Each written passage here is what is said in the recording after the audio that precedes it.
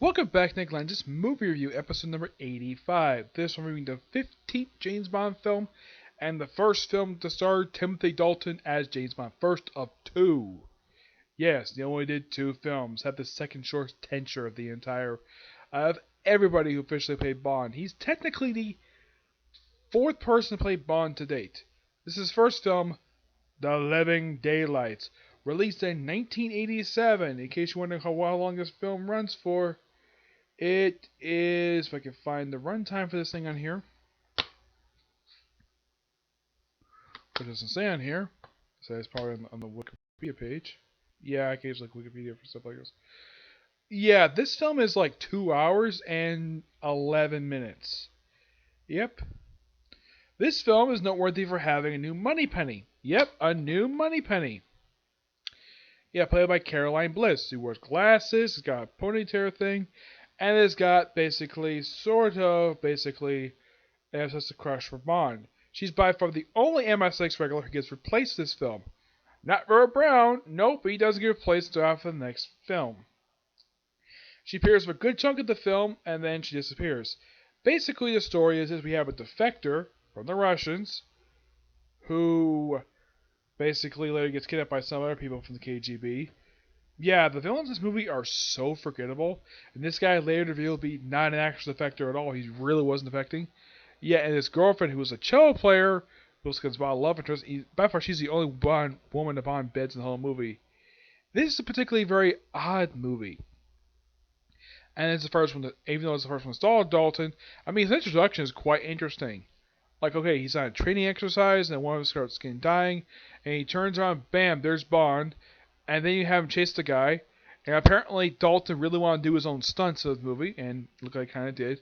Eventually they take out the guy and lands on a woman's boat, where he just proceeds to make a phone call, says, yeah, Bond, James Bond, and then basically as soon as he was done making the phone call, it's implied that he had drinks with this woman and may have had sex with her.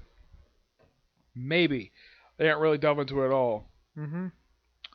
Yeah, the villains of this movie are the guy who tries to defect, one guy named Brad Whitaker, who only appears in the movie, and he's so unforgettable villain.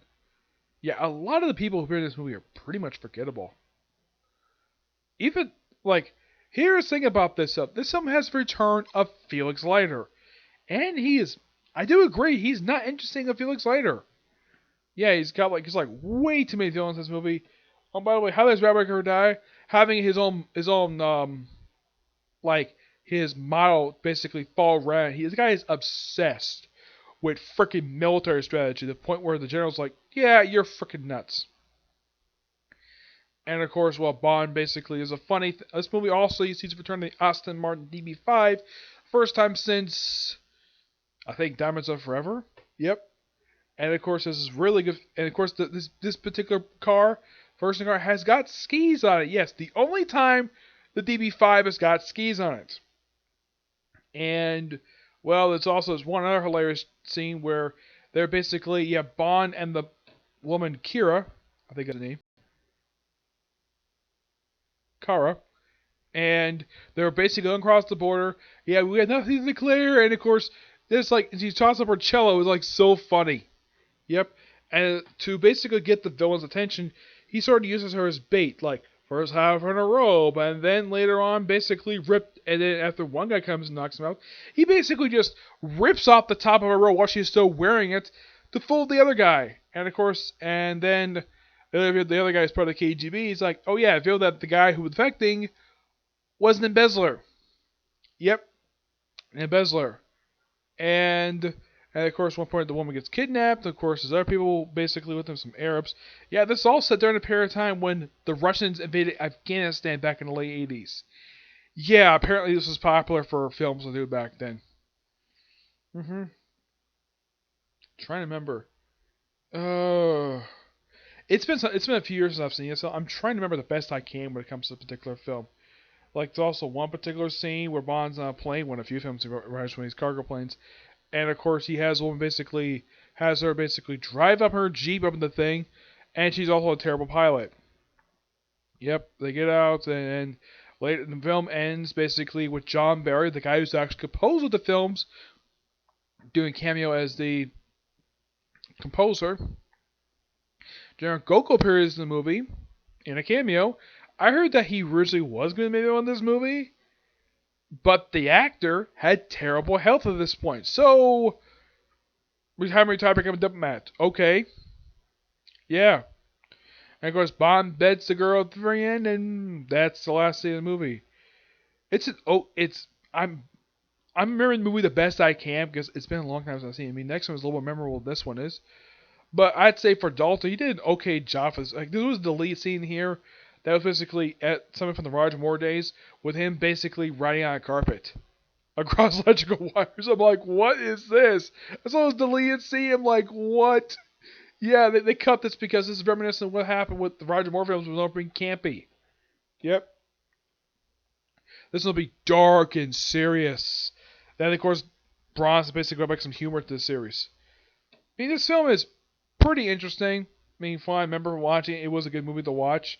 But I don't exactly remember every single little detail when it comes to this movie. But yeah, so it's a pretty interesting movie.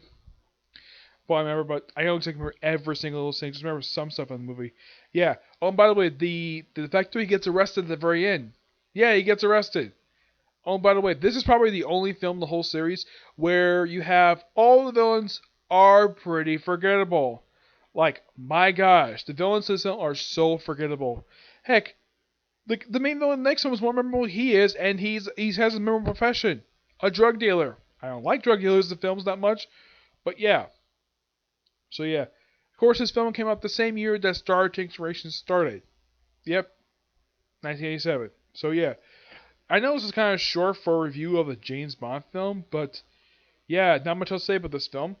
But yeah, so next one, probably tomorrow, review of License to Kill, the second and last Timothy Dalton movie. Yep. There's the next few. Bye.